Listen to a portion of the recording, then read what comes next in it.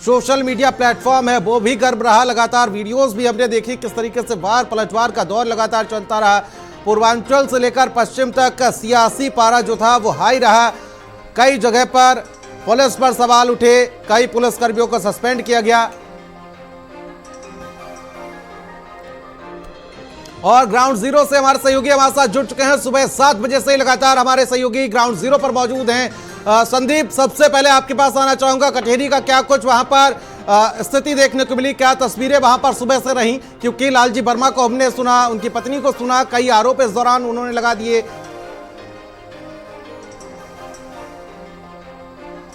देखिए बिल्कुल प्रियवत, ये कहा जा सकता है कि देखिए उपचुनाव के कवरेज के लिए देखिए जिस तरीके से लगातार लोगों से बातचीत करी गई, क्योंकि आज देखिए कटहरी में जब चुनाव देखिए शुरू हुआ है उसके पहले से ही कई तरीके के जो आरोप प्रत्यारोप, जो ये कहा जा सकता है कि जो जुबानी तीर है वो दोनों ही राजनीतिक पार्टियों के नेताओं की तरफ से देखिए शुरू हो चुका।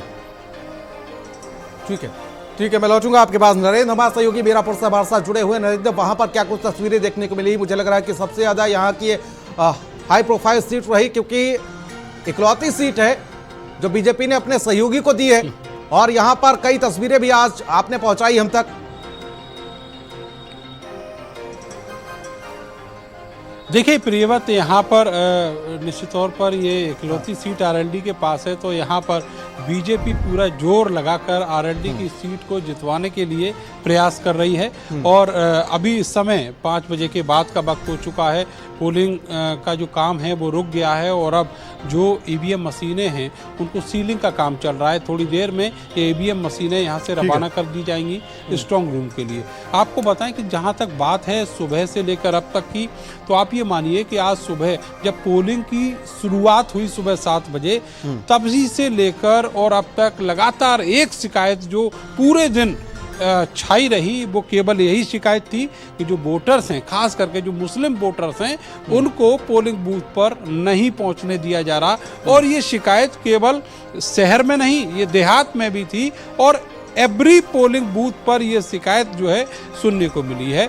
और शाम तक जो वोटर्स थे वो तड़पते रहे अपना वोट डालने के लिए। मैं कई गांव में गया, कई शहर में, यहाँ के कई छोटे कस्बों में गया और मैंने वहाँ पर देखा कि गलियों में किस तरीके से लोग जुटे हुए हैं कि किसी तरीके से उनको कहीं थोड़ा सा पास मिल जाए वो चले जाएं, पुलिस वाले उनको जाने दें। लेकिन ये सब चलता रहा। कई जगह झड़पें भी हुई। ककरौली में जिस तरीके से देखा लाठीचार्ज हुआ, पथराव और जिस तरीके से पिस्टल लहराते हुए जो थानेदार साहब नजर आए हैं, वो सब कुछ यहाँ ये बताता है कि किस तरीके से लोकतंत्र का जो पर्व है वो लोगों ने मनाया है और उनके साथ साथ सिस्टम ने किस तरीके से उस लोकतंत्र के पर्व का उपहास उड़ाया है। तो अब जो नतीजे हैं वो तो 23 तारीख को आएंगे। लेकिन सबसे बड़ी एक प्रश्न जो है वो आज का चुनाव ये छोड़ गया। मैं अपनी बात समाप्त करना चाहता हूँ कि लोकतंत्र के इस पर्व में सबकी भूमिका है, लेकिन जिस मुख्य भूमिका वोटर की है उसको ही इस तरीके से वंचित कर दिया गया। तो ये आखिर है क्या? इसे लोकतंत्र का पर्व कैसे कहेंगे? ठीक है नरेंद्र, बहुत बहुत शुक्रिया। ग्राउंड जीरो से सुबह से आप जुटे हुए थे, वहां पर तमाम तस्वीरें आपने पहुंचाई। और फिलहाल देखिए हमारे साथ स्टूडियो में कुछ मेहमान बने हुए हैं, परिचय करा देते हैं आपका। हमारे साथ बीजेपी से आलोक वर्मा जी हमारे साथ जुड़े हुए हैं, समाजवादी पार्टी से चंचल यादव जी मौजूद हैं, आरएलडी से मयंक त्रिवेदी जी हमारे साथ मौजूद हैं और साथ ही वरिष्ठ पत्रकार के तौर पर नावेद शिकोह साहब हमारे साथ मौजूद हैं। शिकोह साहब, आपसे शुरुआत करना चाहूँगा, सुबह से आपका क्या आकलन रहा? जिस तरीके से तमाम सीटों पर झड़प भी देखने को मिली, वो झड़प कहीं ना कहीं ग्राउंड से निकलकर, ग्राउंड जीरो से निकलकर सोशल मीडिया प्लेटफॉर्म तक पहुंची, पुलिस पर आरोप लगे, 7 पुलिसकर्मियों को सस्पेंड कर दिया गया। क्या कुछ आपका आकलन रहा सुबह से? बहुत सारी चीजें देखने को मिली, बहुत सारी तस्वीरें सामने आई, सारे दलों के बड़े बड़े नेताओं के बयान आए, कई आपत्तियां आई, खासतौर से अखिलेश यादव जी और डिप्टी सीएम जी ने जिस तरह से समाजवादी पार्टी पर आरोप लगाया, समाजवादी पार्टी ने सत्तारूढ़ भारतीय जनता पार्टी की सरकार पे आरोप लगाया। बहुत गंभीर आरोप लगते रहे और सबसे बड़ी बात है बहुत गंभीर तस्वीरें आती रही। इस बीच जोश नजर आया उत्तर प्रदेश की उन सीटों पे जहां उपचुनाव हो रहा है मतदाताओं में। लेकिन सबसे दुखद एक, अभी 1 मिनट पहले एक निष्पक्ष न्यूज चैनल भारत समाचार का एक निष्पक्ष रिपोर्टर जो बयान कर रहा था वो तकलीफ देने वाला बयान था, वो जमीनी हकीकत थी जो उसने देखी कि आज उत्तर प्रदेश की 9 सीटों पर जो चुनाव हुए, उन चुनाव के दौरान कई मतदाता अपना मताधिकार के लिए तड़पते रहे, तरसते रहे, ठोकरे खाते रहे, लाठियां खाते रहे और फायरिंग के डर से कांपते रहे। ये मुझे लगता है, मैं किसी के बयान का पक्ष नहीं कर रहा हूं, ना मैं ग्राउंड में था, मैं आप लोगों के चैनलों में मैं तस्वीरें देख रहा था, सोशल मीडिया में तस्वीरें देख रहा था, और मेरी अपनी कोई ऐसी राय नहीं है कि मैं भारतीय जनता पार्टी के प्रशासन को बेईमान कह दूं या अखिलेश यादव के बयानों को गलत कह दूं। लेकिन एक निष्पक्ष चैनल भारत समाचार का एक निष्पक्ष रिपोर्टर जिस बेबसी से जो वहां की जमीनी हकीकत बता रहा था, उससे साफ जाहिर हो रहा था कि उत्तर प्रदेश के लाखों वोटर आज वोट नहीं दे पाए और प्रशासन उन पर हावी रहा, गोलियां चलाता। नरेंद्र हमारे सहयोगी वहां से जुड़े हुए थे। मैं समझता हूं कि ये लोकतंत्र के उत्सव में सबसे दुख देने वाली खबर है। नरेंद्र हमारे सहयोगी वहां से बने हुए थे, बधाई के पात्र हैं आज नरेंद्र। शिकोह साहब जी बिल्कुल, मुझे लगता है कि नरेंद्र जी को मैं लगातार सुनता रहा हूं, उनकी रिपोर्टिंग, उनकी जमीनी हकीकत देखता रहा हूं, उनके अंदर उनकी हर रिपोर्ट में निष्पक्षता नजर आती है, जिस तरह भारत समाचार की पूरी टीम में एक निष्पक्षता नजर आती है। वैसे नरेंद्र की जो मेहनत सुबह 6 बजे से लेकर लगातार ग्राउंड पे रहे, खतरों से खेलते रहे, भूखे प्यासे रहे, और जो उन्होंने हकीकत देखी उसको किस तरीके से बेबाकी से उन्होंने बयान कर दिया, ना वो किसी के पक्ष में है ना किसी के विपक्ष में, वो उन हकीकत को बयान कर रहे थे जो लोकतंत्र के उत्सव में कहीं ना कहीं वो उत्सव का मजा किरकिरा कर रहा था और तकलीफ दे रहा था उत्तर प्रदेश के इस प्रशासन को, संविधान हक को, लोकतांत्रिक व्यवस्था के सामने एक बड़ा सवाल उठा रहा था। ठीक है, आलोक वर्मा जी हमारे साथ बने हुए हैं। आलोक जी, अभी आपने सुना होगा शिकोह साहब को, नरेंद्र हमारे सहयोगी लगातार बने हुए थे, कई सवाल ऐसे में प्रशासन पर खड़े हो गए और अखिलेश यादव ने भी कई आरोप लगा दिए इस दौरान बीजेपी पर। मुझे लगता है पिछले कुछ समय से एक कवायद सी चल पड़ी है कि जब भी दल है उनको लगता है कि वो चुनाव हार रहे हैं तो कुछ इसी तरीके की बातें वो करने लगते हैं, इसी तरीके का कुछ प्रहसन वो करने लगते हैं, कहने लगते हैं कि चुनाव आयोग बिका हुआ है, यहाँ तक कि जजेस के ऊपर निशाना साध देते हैं।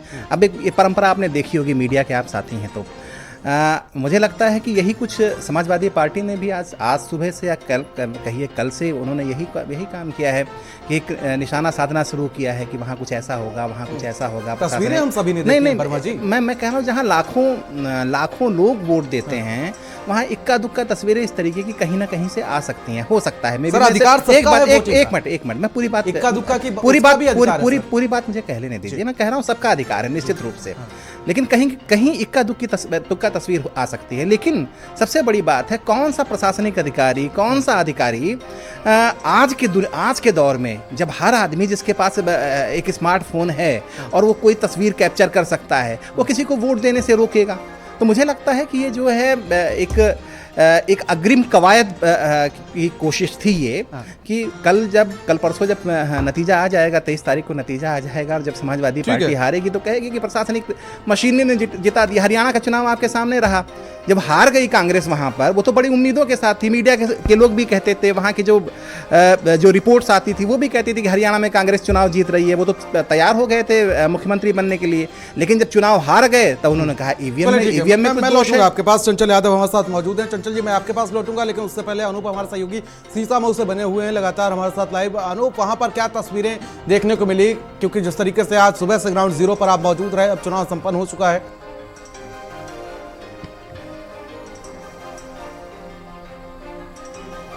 देखिए, बिल्कुल सीसामऊ का जो चुनाव है वो आखिरकार जो है संपन्न हो चुका है और 5 बजे का वक्त जो है वो समाप्त हो चुका है और अंदर जो मतदाता मौजूद हैं उनको वोट डालने का अधिकार दिया गया है। कुल मिला के ये कह सकते हैं कि कुछ ही देर बाद जो ईवीएम मशीनें हैं अब उनको सील करने की जो कार्रवाई है वो शुरू हो जाएगी।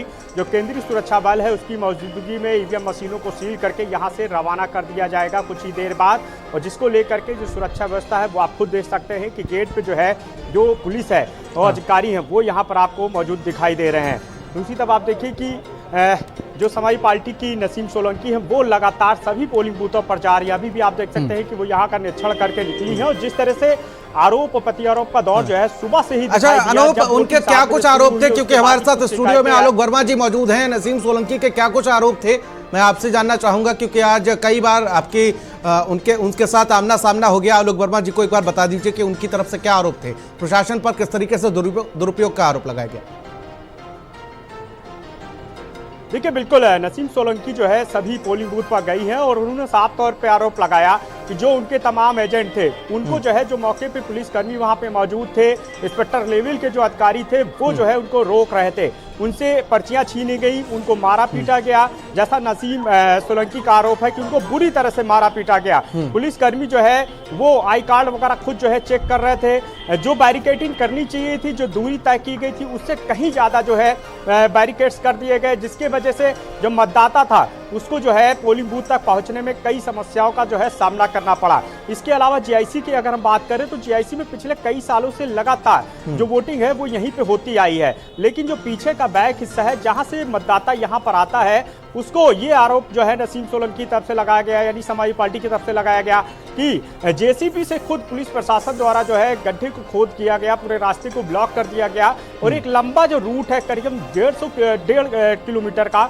वो जो है दिया गया, जिसके रन के चलते जो है मतदान जो है वो प्रभावित हुआ। काफी देर तक जो है लोग इसी जद्दोजहद में रहे, उसमें भी बहस की चीजें आई। इसके अलावा बुरके की बात सामने आई कि बुरके को लेकर के जो है जो अंदर पुलिसकर्मी है वो चेकिंग कर रहे हैं, जबकि उनको ये राइट नहीं है। आयोग ने भी साफ कहा कि जो मतदान पोलिंग बूथ पर जो मतदान कर्मी लगाए गए हैं उनको ये राइट दिया गया है कि वो सारी चीजें चेक करें, लेकिन बावजूद इसके जो है पुलिस प्रशासन पर ये आरोप लगा कि वो खुद जो है तमाम चीजें जो है वो चेक कर रहे थे। तो ये जो तमाम जो है विवाद जो है सामने निकल करके आए। इसके अलावा एक और भी विवाद दिखाई दिया कि खुद भारतीय जनता पार्टी की तरफ से जो है सुरेश अवस्थी जो प्रत्याशी हैं यहाँ पे, उन्होंने भी खुद सवाल उठाए कि अंदर जो है वो पुलिस प्रशासन जो है कहीं ना कहीं गड़बड़ी कर रहा है। तो ये जो तमाम चीजें थी, इनके बीच जो है आखिरकार चुनाव जो है संपन्न हो गया है, लेकिन सीधे तौर पर बड़ा आरोप लगाया गया है कि सत्ता के दबाव में पुलिस प्रशासन काम कर रहा था। और ठीक है, मैं लौटूंगा आपके पास जरूर, आप बने रहिए हमारे साथ, ग्राउंड जीरो से आप हमारे साथ जुड़े हुए हैं, मैं लौटूंगा आपके पास जरूर। चंचल यादव जी,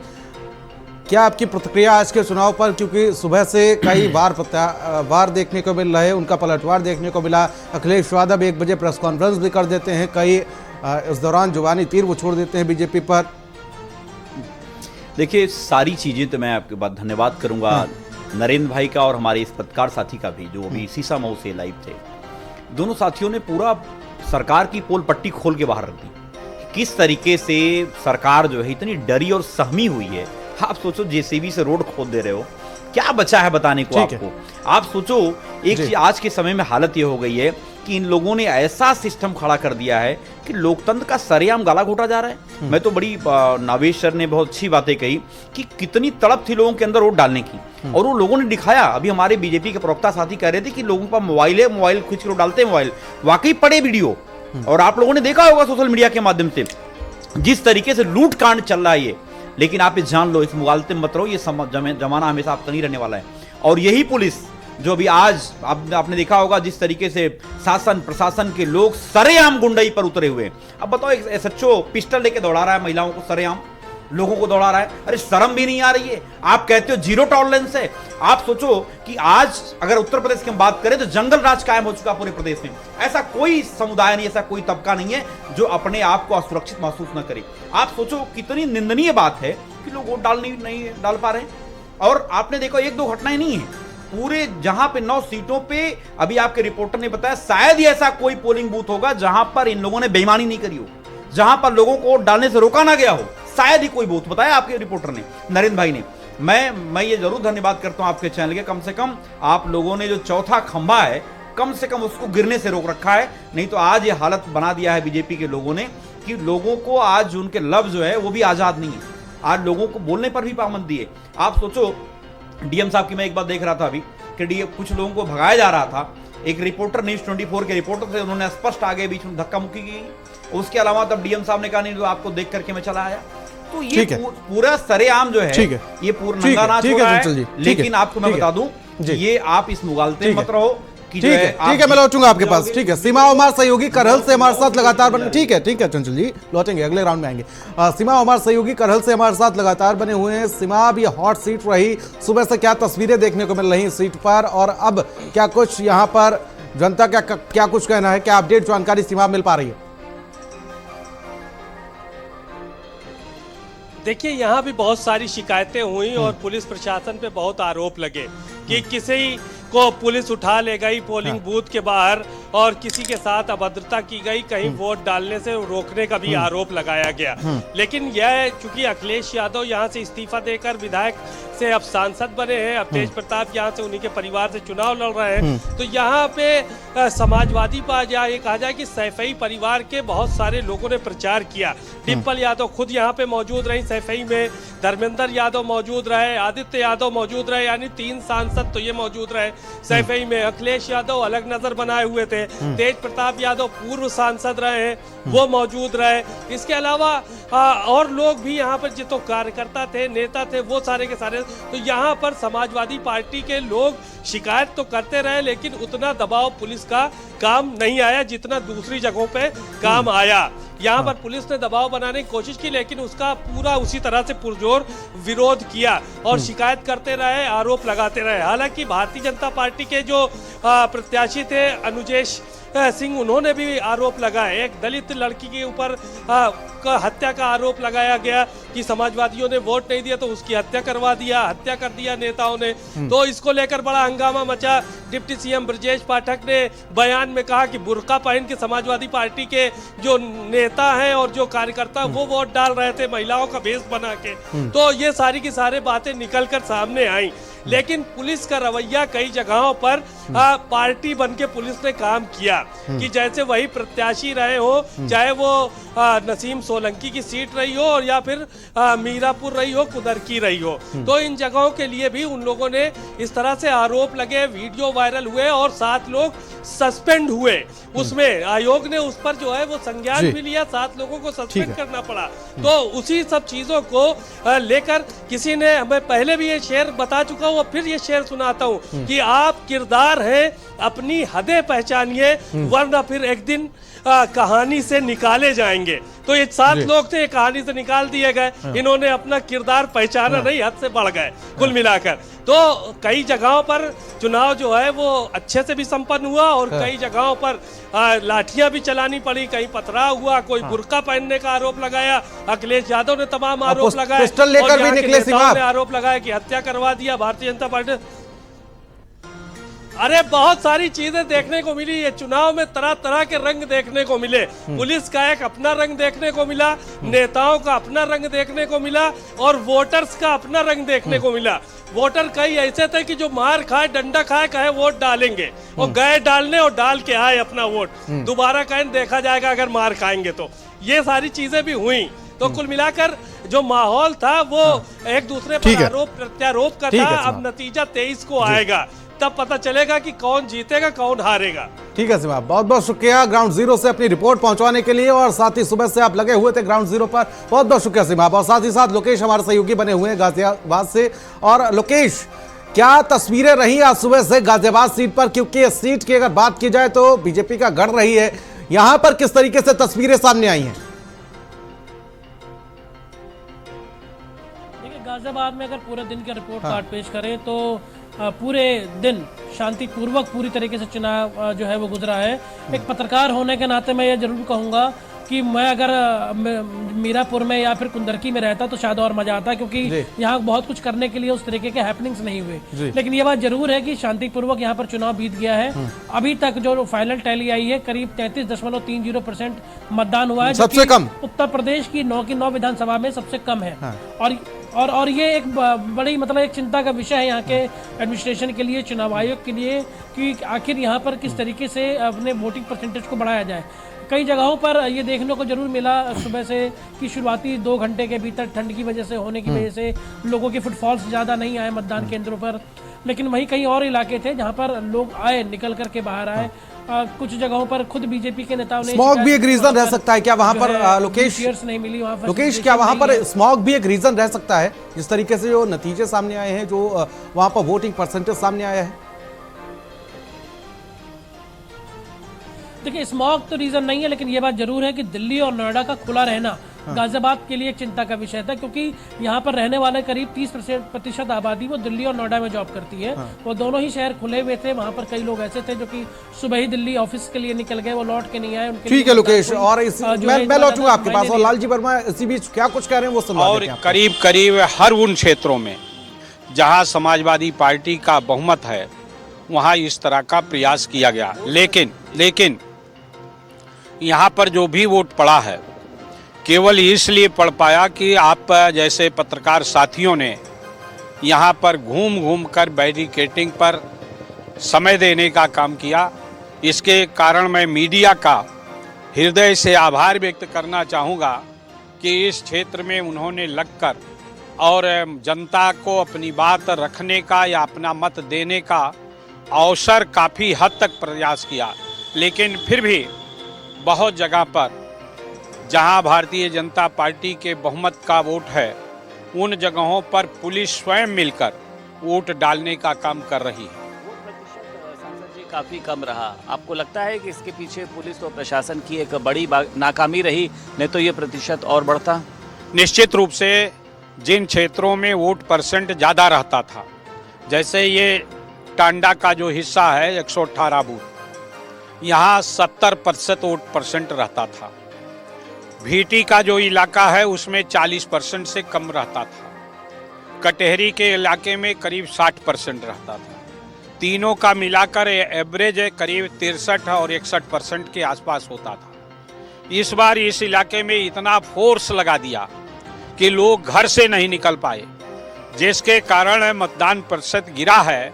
और ये केवल पुलिस अधीक्षक के और जिला प्रशासन के निर्णय के अनुसार जिस तरह से उन्होंने लोगों को मतदान करने से रोकने का काम किया है, भाजपा के पक्ष में पुलिस अंदर घुस।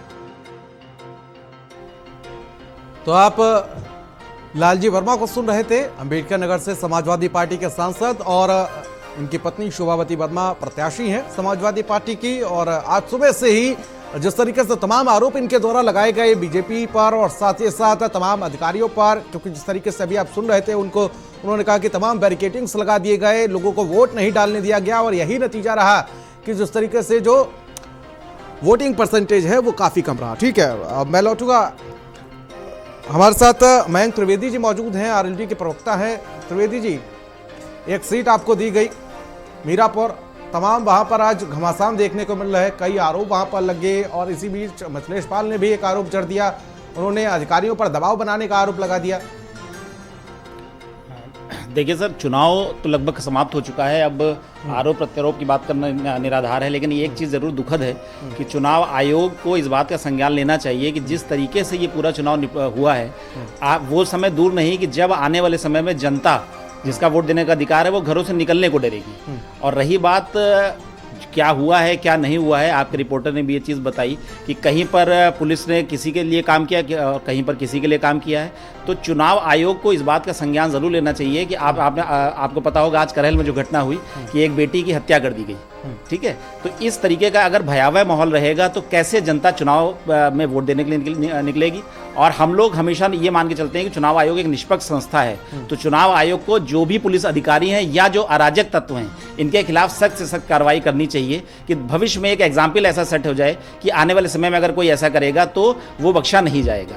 और रही बात इसकी, जैसे भी चंचल जी ये चीज़ कह रहे थे कि प्रशासन, तो उन्होंने खुद देखा कि कहीं पर जैसे हमारे मिथिलेश पाल जी हैं जो हम लोग सत्ता पक्ष के ही हैं, उसके बावजूद उन्होंने प्रशासन पे आरोप लगाया, ठीक है। तो कोई ये चीज़ किसके इशारे पे की जा रही है, क्या किया जा रहा है, कौन अराजक तत्व हैं जो इसमें भाग ले रहे हैं, किसके इशारे पे की जा रही सर? बस यही चीज़ तो चुनाव आयोग को देखना है कि कौन किया जा रहा है, इसमें प्रशासन का कैसे रोल हो सकता है। अगर हमारी स्वयं की कैंडिडेट प्रशासन पर दबाव का आरोप लगा रही है तो कैसे इस बात को कह सकते हैं कि प्रशासन सरकार इसमें जिम्मेदार है। ये चुनाव आयोग का संज्ञान लेना चाहिए कि चुनाव आयोग ने को किस तरीके से चुनाव कराएं कि ये इस तरीके की कोई भी घटना कहीं भी ना घटित हो। और सबसे बड़ी बात है, चुनाव अलग चीज़ है, लेकिन जो करहल में जहाँ पर समाजवादी पार्टी के मुखिया विधायक रह चुके हैं, और जिस मैंने कहा समाजवादी पार्टी के मुखिया जो करहल के विधायक हैं, और वहाँ पर क्या कहना चाहेंगे जहाँ पर एक थाना अध्यक्ष, ककरौली के थाना अध्यक्ष हैं, और वो पिस्टल लेकर निकल पड़ते हैं और महिलाओं के सामने ऐसे तान देते हैं पिस्टल, तो कहते हैं कि हमको आदेश है गोली चलाने का। तो उनको सस्पेंड तो किया गया, उनको सस्पेंड किया गया, चुनाव आयोग ने संज्ञान लिया। इतना हक किसको दे दिया? वही पुलिस जो फ्लैग मार्च निकालती है और सुरक्षा का एहसास कराती है इलेक्शन से पहले, और वोटर्स को ज्यादा से ज्यादा वोट करने की अपील करती है कि आप पूरी तरीके से सुरक्षित हैं, वही वहां पर पहुंच जाते हैं पिस्टल लेके और कहते हैं कि हमको गोली मारने का आदेश है। नहीं, ये दुखद है। इसी बात को चुनाव आयोग को संज्ञान लेना पड़ेगा कि ये कैसे हो रहा है और क्यों हो रहा है। और रही बात उसकी, तो विपक्ष के भी कुछ अराजक तत्व जो है किस तरीके से वहां पर इकट्ठे हुए हैं, ये भी आपको पता है कि चुनाव आयोग में क्या चीज़ होती है, क्या मापदंड होते हैं कि बूथ के पास कितने लोग होने चाहिए। तो किस तरीके से अराजक तत्वों का जमावड़ा विपक्ष के द्वारा किया गया है। तो विपक्ष ने भी चुनाव को पूरी तरीके से हाईजैक करने का प्रयास किया है। हालांकि वो इसमें सफल नहीं हो पाएंगे, लेकिन ये बात जरूर है कि जिस तरीके से वहां अब जैसे मीरापुर में आपने देखा जो चीज हुई, ठीक है, किस तरीके से उपद्रव वहां पर पथराव वगैरह किया गया, इससे जो आम जनता जो वोट देने के लिए निकलती है वो आने वाले टाइम पे वोट से अपना किनारा कर लेगी और ये देश के भविष्य के लिए सबसे दुखद चीज होगी। शुक्र साहब। जी बिल्कुल, बहुत गंभीर विषय पे चर्चा हो रही है और मुझे लगता है कि आज की तारीख में रालोद के साथी की जो बात कही, मैं उसकी उनकी बातों से पूरी तरह से एग्री करता हूं। जो इन्होंने सवाल उठाए प्रशासन पे और आयोग पे, वो सवाल मुझे लगता है पूरा देश और पूरा प्रदेश उठाएगा।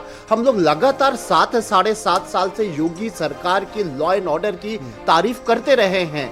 बेहतर लॉ एंड ऑर्डर हुआ, इस बात में कोई शक नहीं है। चुनाव भी शांतिपूर्वक तरीके से संपन्न हुए, ये तारीफ भी हम करते रहे और तमाम लोग करते रहे। शायद इसीलिए दोबारा योगी जी को मुख्यमंत्री की कुर्सी भी दी गई। लेकिन आज भारतीय जनता पार्टी ने खुद ये बात कह दी और किसी ने नहीं कहा कि बात सच है क्या झूठ है, ये जांच बताएगी। आज एक हत्या हुई है और इस हत्या को चुनाव के से जोड़ा गया है, यानी चुनाव और वोटिंग के दौरान चुनाव से संबंधित हत्या हुई है। वोट डालने को लेकर हत्या हो गई, चुनाव के दौरान हत्या हो गई। ये बड़ी खबर है, चिंता का विषय है, बड़ा सवाल है। और वो सवाल बनता है उस योगी सरकार पे जहां पर हम लोग लॉ एंड ऑर्डर पर, और जब हम लॉ एंड ऑर्डर की तारीफ करते हैं तो उत्तर प्रदेश की पुलिस की तारीफ होती है। आज थूक रहे हैं पुलिस विभाग के ऊपर उत्तर प्रदेश के कई नागरिक, जिस तरीके से तस्वीरें सामने आ रही हैं। और मैं इन नागरिकों की बात नहीं कर रहा हूं, उत्तर प्रदेश की सरकार की भी सराहना कर रहा हूं कि कुछ घंटों के दौरान उनके खिलाफ कार्रवाई कर दी गई। यानी सरकार ने भी स्वीकार कर लिया कि चुनाव भी गड़बड़ से हो रहे थे, क्योंकि जो व्यवस्था देख रही थी पुलिस, वो किस तरीके से बेईमानी कर रही थी, बेईमानी को स्वीकार किया और कार्रवाई कर दी गई। यानी उत्तर प्रदेश की पुलिस की जो हम तारीफें करते थे, हमारे अंदर कोई गलती थी, उसके अंदर निष्पक्षता नहीं है। वो किसी के भी इशारों पे अगर काम कर रही है तो लोकतंत्र का गला घूट रही है। वो जनाधिकार, वो लोग वोट देने का अधिकार है, वो नागरिकों से छीन रही है। पूरे सरकार, प्रशासन, लाखों करोड़ों अरबों रुपए खर्च किए जाते हैं देश में ज्यादा से ज्यादा मतदान हो, क्योंकि लोकतंत्र मजबूत होता है, देश मजबूत होता है, एक अच्छी सरकार चुन के आती है। लेकिन ये पहली बार सुनने में आ रहा है कि वोट डालने से रोका जा रहा है, वो भी बिना वजह। सारे एविडेंस है। आलोक के रोज तो हम लोग सब एक ही कश्ती पे सवार थे। चुनाव आयोग के पास गए, हमारे भी नेता गए हैं और उन्हें सुबह से बता रहे हैं कि क्या कुछ हो रहा है। देखिए, हमें कुछ एक बड़ी साजिश नज़र आ रही है इस आज के प्रकरण में, और चुनाव आयोग को इसको देखना भी चाहिए। हम सुबह से कह रहे हैं कि अलग अलग मस्जिदों में, मदरसों में बाहरी लोगों को टिकाया गया है और उनको जो है फर्जी जो है प्रमाण पत्र दे करके, फर्जी पहचान दे करके फर्जी वोट डालने की कोशिश की जा रही है। 2017 के पहले उत्तर प्रदेश को जिस फर्जी वोट अगर पड़ भी गए फिर भी परसेंटेज देख रहे हैं आप? नहीं, देखिए, अभी तो 50% के आसपास वोट पड़ा सर, है। ये क्या नहीं, देखिए अभी आमतौर पे देखा जाता है कि 1-2 घंटे बाद जो है, मुझे लगता है 5-7% जो है वोट बढ़ते हैं। तो आज शुरुआती दौर है। सर, लोकसभा में तो 3 दिन बाद बढ़े थे। देखिए, ये हमारा विषय नहीं है, ये भारतीय जनता पार्टी का विषय नहीं है। भारतीय जनता पार्टी भी उसी नौका में सवार है जिसमें समाजवादी पार्टी और दूसरे दल सवार हैं। हम तो चाहते ही हैं कि 2017 के पहले जो हालात उत्तर प्रदेश में थे, हम वही लेकर के गए जनता के बीच में कि भाई, अगर आपको 2017 के पहले का हालात उत्तर प्रदेश का पसंद है तो आप समाजवादी पार्टी या दूसरे दलों को वोट दीजिए, और 2017 के बाद का उत्तर प्रदेश और देश अगर आपको पसंद है, 2014 के बाद अगर देश बदला है, मोदी सरकार ने कुछ बदला है, योगी सरकार ने कुछ चेंज किया। सुबह सुबह ट्वीट आया योगी आदित्यनाथ जी का कि हमने अगर कुछ काम किया है तो हमको वोट दीजिए। तो हम तो साफ साफ लेकर के गए हैं, जनता के बीच गए हैं, और जनता का आज का दिन तो जनता का दिन था। उनको वोट डालना है, उनको अपने जो बेहतर प्रत्याशी हैं उन्हें चुनना है, और निश्चित रूप से चुनाव आयोग का भी दायित्व है कि एक बेहतर चुनाव हो सके। मुझे लगता है कि हमारी सुबह से अखिलेश यादव आप पर हमलावर रहे, तमाम उन्होंने एक्सपो पोस्ट किए, तमाम उन्होंने प्रेस कॉन्फ्रेंस भी कर दी, तो उसको क्या कभी कुछ चीजें दबाने की कोशिश की जाती है। मुझे तो लगता है कुछ चीजें दबाने की कोशिश की जा रही थी। अखिलेश यादव ने जो किया, हर जगह जो बाहरी लोगों को लेकर के आए, वहां टिकाया, हमने भी तो यही बात कही है ना भाई हमारे लोकल जो वहाँ के लीडर्स हैं उनकी तरफ से आ रहा है, मस्जिदों में, मस्जिदों में और मदरसों में टिकाया जा रहा है, लोगों को अलग अलग घरों में लोगों को टिकाया जा रहा है। तो उस पर भी चुनाव आयोग को ध्यान देना। हम तो ले गए कई जगहों पे इस तरह की बातें लेकर के चुनाव आयोग के पास गए हैं, तो ये चुनाव आयोग को देखने का ठीक है। बहरहाल अब तो जो है मुझे लगता है कि वोट हो चुका है, वोटिंग पूरी हो चुकी है, 2 दिन बाद चंचल जी, लेकिन झूठ बोलने के बहाने बनाने की भी सीमा होती है। अभी नावेद जी ने जो बात रखी, मैं बहुत काफी हद तक सहमत हूँ, लेकिन आपने एक बात कही कि शासन प्रशासन ने कार्रवाई की। एक तरफ शासन प्रशासन के लोग जो है टारगेट दे देंगे, भाई तुमको सीट जितवा के लेके आना है, प्रशासन को टारगेट दे दिया कि तुमको ये सीट जितवा के लाना, नहीं तुम हट जाओगे वहां से, और एक तरफ उनके ऊपर खिलाफ कार्रवाई कर रहे हो आप बताओ, पुलिस का मजाल है कि शासन प्रशासन के खिलाफ जाकर के जो है किसी को वोट ना डालने दे? ऐसा हो सकता है क्या नावेद जी, बताइए आप? ये कौन नहीं जानता है? तो ये बीजेपी का जो चाल चली चेहरा है, सब लोग वाकिफ है। आप बताओ, कह रहे हैं कि परसेंटेज 51 पड़ गए वोट, आप बताओ कहीं 30%, कहीं 29%, 27%, 42% वोट पड़ रहे हैं, और कितना दुर्भाग्यपूर्ण है। जबकि सोचिए, जबकि चुनाव को टाला भी गया, आप कह रहे हो निष्पक्ष चुनाव की अगर बात करते, तो आप बताओ जो कारण बताए गए थे उस कारण पर आज भी लोग सोच रहे हैं कि भाई जिस कारण की वजह से टाला गया था 13 को 20 किया गया। हम तो कह रहे हैं कि अगर आप निष्पक्ष चुनाव कराना तो 1 आध महीने बाद और करा लेते, लेकिन अगर आपकी हिम्मत है तो कम से कम लोगों को वोट डालने दो। अभी हमारे आरएलडी के साथी ने भी बहुत स्पष्ट कहा कि ये बहुत ही दुर्भाग्यपूर्ण है कि भाई लोगों को वोट डालने से रोका गया, ये वाकई में। और सोचिए कौन रोक रहा है भाई? पुलिस आपकी व्यवस्था, आपकी सिस्टम, आपका सारा का सारा सिस्टम आपका है, आप ही रोक रहे हो, आप ही कार्रवाई कर रहे हो। सरेआम जो है गुंडागर्दी कर रही पुलिस, उसके अलावा वही है डबल माउथ स्नैक वाली कहानी है, 2 मुंहा सांप वाली सरकार है ये। और हमारे मुख्यमंत्री कर हमें काम के आधार पर दीजिए, 217 चिल्लाते हो आप मुझे बताओ, इसी उत्तर प्रदेश में सत्तारूढ़ का विधायक सरेआम मुख्यमंत्री का जाति व्यक्ति लतियाता है, 217 पहले क्या आप देखोगे? आप लॉन्डर की बात करते हो। हम समाजवादी पार्टी की हमारे जो नेता अखिलेश यादव जी रहे, उन्होंने गांव-गांव पुलिस पहुंचाने का काम किया, 10-90 से लेके पुलिस सेक्टर में अगर हम बात करें, आप क्या बात करोगे? आपके पास कुछ कहने के लिए है क्या? केवल लॉ एंड ऑर्डर? ठीक है यादव जी। इसी उत्तर प्रदेश से देखा कि जिन लोगों ने आरोप लगाया उन्हीं को जेल में डाला गया, बहुत सारे प्रकरण ऐसे हैं, और आप चिल्लाते हो, लॉ एंड ऑर्डर की बात करते हो। ऐसा कौन सा जिला है जहां पर आए दिन अपराध ना हो रहे हो, आए दिन घटनाएं ना हो रही हो, लेकिन आप लॉ एंड ऑर्डर चिल्लाते रहते हो। पुलिस सरेआम चोरी कर डकैती कर रही है। ठीक है मैंग जी, सुबह से हम सभी ने देखा किस तरीके से आरोप लगाए गए समाजवादी पार्टी की तरफ से कि मीरापुर सीट पर पुलिस जो है वो जबरदस्ती आरएलडी के लिए वोट डलवा रही है, लोगों को रोक रही है। मुस्लिम बस्तियों में वहां पर लोगों को निकलने नहीं दिया जा रहा, लेकिन शाम तक आते आते मिथिलेश पाल ने भी कह दिया कि दबाव में लिया जा रहा है शासन को। मैंने जो आपसे कहा था कि जो हिंसा हुई है, इस डर से पब्लिक शायद आने वाले समय में वोट देने ही ना निकले। आप करहल के देख लीजिए, करहल का एग्जाम्पल ले लीजिए। सबसे बड़ा कि एक बेटी की हत्या हुई और उस समुदाय की, हालांकि मैं बेटी के आगे दलित बेटी लगाना मैं समझता नहीं हूँ कि बेटी सबकी होती, चाहे दलित हो चाहे किसी समुदाय की हो, लेकिन दलित शब्द इसलिए लगाया कि माननीय अखिलेश जी जिस समुदाय के लेकर राजनीति, पीडीए की राजनीति कर रहे हैं, उसी परिवार दलित ना लगाते हुए भी आपने दलित लगा दिया। नहीं, मैंने बेटी कहा, लेकिन लगाना इसलिए जरूरी हो क्योंकि करहल उसको कहना ही क्या है, आरोप लगाया, परिवार ने साफ साफ आरोप लगाया, परिवार की बाइट आई है, करहल विधानसभा का परिवार की बाइट आई है कि समाजवादी पार्टी को वोट देने के लिए मजबूर किया गया, क्योंकि पीडीए की राजनीति कर रहे हैं। और उस बेटी के माँ बाप का ये कहना है कि उसकी हत्या इसलिए की गई क्योंकि वो बीजेपी को सपोर्ट कर रही थी।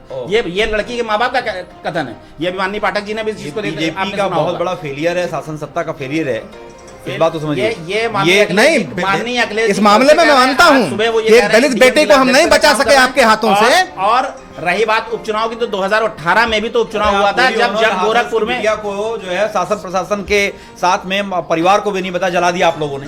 अब क्या बात करोगे? अरे आप बदायूं क्यों भूल जाते हैं साहब? आप माननीय मुलायम सिंह को क्यों भूल जाते हैं? आप वही के शासन मुलायम सिंह को क्यों भूल जाते हैं? में बगहा जो मंच पे खड़े होकर के कहते थे, उस समय तो आपके साथ थे, जो मंच पे खड़े होकर कहते थे कि लड़के हैं, लड़कों से गलतियां हो जाती हैं। भाई हमारे आज बेचारे उधर है, लेकिन फिर भी कह रहे हैं अत्याचार हो रहा है। बोला और उस घटनाक्रम को भी याद दिलाओ क्या? इन्होंने भी कहा भी कि ऐसा जो है लोगों को डालने से रोका गया, कहा भी इन्होंने भाई ने हमारे। मैंने दोनों पक्ष की बात की, मैंने दोनों पक्ष ये भी नाराज है। अभी आपने देखा होगा कि अब समाजवादी पार्टी के लोगों को, मुझे तो हर समय लग रहा है समाजवादी पार्टी को पहले से पता चल गया उसकी हाल क्या होने वाला है, शनिवार को इसका हाल क्या होगा, नतीजा क्या निकल करके आएगा। जिस तरीके से सुबह से केवल एक रट लगाए हैं, एक बार भी नहीं कहते कि मैनपुरी में जो मर्डर हुआ उसके बारे में एक शब्द नहीं कहते, एक वाक्य नहीं कहते। आप मुझे इतनी बताओ, सारी बात इन्होंने कह दी, लेकिन मर्डर हुआ उसके बारे में एक बात नहीं कह रहे हैं। बीजेपी जिम्मेदार है, सारी बातें कह रहे हैं। जो चुनाव आयोग का काम है उसके लिए चुनाव आयोग को जिम्मेदार है। चाहिए। कोई भाई कोई बहन कोई वोट डालने से रोका जाए, वो चुनाव आयोग का जिम्मेदारी है, शासन प्रशासन की जिम्मेदारी है। जो अधिकार क्षेत्र है वो चुनाव आयोग का है, के लिए कुछ नहीं है। आपका इंस्पेक्टर पिस्टल लेके दौड़ रहा है, लोगों को शूटिंग कर रहा है, शूटिंग दौड़ रहा है। इंस्पेक्टर नहीं है साहब। अरे भैया आपका इंस्पेक्टर है, वही सिस्टम का। वो सिस्टम कौन है भैया? सिस्टम कौन है?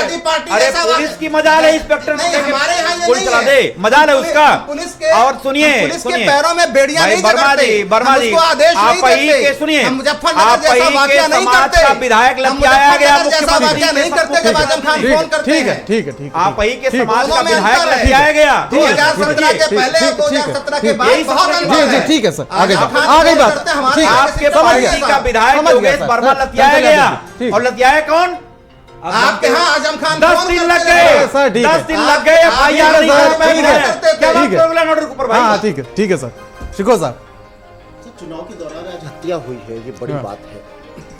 आलोक जी ने ये बात कही कि चुनाव से पहले इस उत्तर प्रदेश के मदरसों और मस्जिदों में अराजक तत्वों का जमावड़ा था, लोग इकट्ठा किए जा रहे थे। संदिग्ध लोग होंगे, जाहिर सी बात है, उसमें आतंकी भी हो सकते हैं, उसमें गुंडे बदमाश और माफिया भी हो सकते हैं। चुनाव के एक दिन पहले, कुछ घंटे पहले मस्जिदों और मदरसों में उत्तर प्रदेश में अराजक तत्व इकट्ठा हो रहे थे। ये उत्तर प्रदेश कौन सा उत्तर प्रदेश है जहाँ थर कांपते रहे माफिया, जिन्होंने शहर छोड़ दिया, प्रदेश छोड़ दिया, कोई ऊपर चला गया, कोई प्रदेश छोड़ के चला गया। वहां इतना सेंसिटिव माहौल में चुनाव के एक दिन पहले जमावड़ा लग रहा था, इंटेलिजेंस हो रही थी। जिस योगी पुलिस की हम तारीफ करते हैं वो आंख बंद किए हुए थे। प्रशासन कहाँ था? कि बड़ा सवाल सरकार अपने ऊपर खुद सवाल आलोक चुनाव आयोग, अरे थोड़ा सा अंतर है, इसे घुमाने की कोशिश मत कीजिए। अगर अंबेडकर नगर में चुनाव हो रहा है तो वहां का जिलाधिकारी, वहां का एसपी चुनाव आयोग के अधीन है, वो योगी जी के अधीन नहीं है। थोड़ा से चीजों को थोड़ा सा इधर से उधर करने की कोशिश मत कीजिए। जिन 9 जिलों में चुनाव हो रहा था वहां का कलेक्टर, वहां का कमिश्नर, वहां का एसपी, वहां का जो भी अधिकारी है, सर अगर डीएम का फेलियर है, अगर हमको भी कोई शिकायत, हमको समीकरण देखिए बन गए हैं। 2017 के यानी पहले चुनाव ये आयोग हुआ करता था। आयोग को आप कह रहे हो सर अब सिस्टम पर सवाल हो रहा है। नहीं करते वही थे। उत्तर प्रदेश चुनाव की आयोग के वजह पास हम लेकर के वही गए नियम है, हैं। ये इसका वही कमिश्नर है, वही एसपी है, शिकायत हम लेकर के वही गए। एसपी है। चुनाव आयोग ने जमावड़ा कराया। जमावड़ा तो समाजवादी पार्टी हम ये कह कराती रहे है। मैं ये तो उसकी फितरत है। बात के लिए स्टैंड ये क्यों नहीं किए? समाजवादी ठीक है, पार्टी ठीक है, की फितरत है। ठीक है जमावड़ा कौन ठीक है कराता है, सब सर, जानते सर हैं। सुन लीजिए दस मिनट बाद आगे बढ़ लीजिए। एसएसपी, डीएम, कमिश्नर, ये वही तो लोग हैं जिन्होंने राम मंदिर के इतने भव्य आयोजन में शांति व्यवस्था बहाल करके रखी थी। अब कहाँ जोड़ आप ये बताइए कि आयोग की आचार संहिता लागू हो जाने के बाद सब नाकारे हो गए या पूरा आयोग विपक्ष के इशारों में गुंडागर्दी करने लगा, पकड़ के लाने लगा? और लोकसभा में 80 सीटों पर चुनाव संपन्न हो अजीब गया। बात है, ये अजीब लोकसभा में 80 सीटों पर चुनाव बिल्कुल, संपन्न हो गया। ये बड़ी अजीब बात हवा है। भी नहीं लगी। दूसरी बात, मैं अखिलेश यादव को मैंने आज बहुत आक्रामक देखा। अखिलेश यादव की मैंने खुद एक आम इंसान होने के नाते कई बार आलोचना की है, खासतौर से आजमगढ़ के चुनाव, उपचुनाव में जो जाता तक नहीं था अपना प्रचार करने के लिए, जहां पर एक बड़ा भारतीय जनता पार्टी से मुकाबला करना था। उनके भाई थे धर्मेंद्र यादव, तब वो चुनाव मैंने देखा प्रचार करने नहीं पहुंचे। वो विपक्ष का नेता अपनी भूमिका में पूरी तरीके से एक्टिव था, आक्रामक था, जितना एक्टिव था कोई नेता आज के चुनाव में नजर नहीं। सत्तारूढ़ का भी कोई मुझे नेता नजर नहीं आया। और उसने किस तरह सवाल उठाए, किस तरह से चौकन्ना रहे, किस तरह से मॉनिटरिंग रही, और जो उन्होंने सवाल उठाए कि किस तरीके से बेमानी, मैं उनके शब्दों को इस्तेमाल कर रहा हूं, ये मेरी व्यक्तिगत राय नहीं, मैं कतई नहीं कह सकता, मुझे नहीं पता, मैं ग्राउंड पे भी नहीं था, और मैं रिपोर्टर्स के जो बयान, जो बाइट्स आ रही हैं, मैं उसके आधार पे बोल रहा हूं। अखिलेश यादव ने जो आरोप लगाए, योगी सरकार ने उसको सही कह दिया और मुक्त लगा दिया। तुरंत अखिलेश यादव आते हैं, लंबी बाइट देते हैं, बेमानी की बात कहते हैं, 10 बार कहते हैं कि उत्तर प्रदेश की पुलिस बेईमानी कर रही है, आयोग प्रशासन पक्ष मैं अपनी बात पर आप 10 सेकंड आलोक भाई और आधे घंटे के गलत बाद बयानी आप करेंगे ठीक है तो ठीक है अखिलेश ठीक है सर यादव का बयान ठीक है ठीक है सर ठीक है किसी सर भी ठीक है जिले में कोई ठीक है समय का अभाव हुई है, है किसी समय को का अभाव हटाना है, है नहीं ठीक है हटाना ठीक है अरे मेरे आप भाई, सभी का बहुत बहुत भाई, शुक्रिया हमारे साथ जुड़ने के लिए, चर्चा में जुड़ने के लिए। सर माफी के साथ रोकना चाहूंगा, समय का अभाव है ठीक है। और इसी बीच एक बड़ी खबर सामने आ रही है, आप तो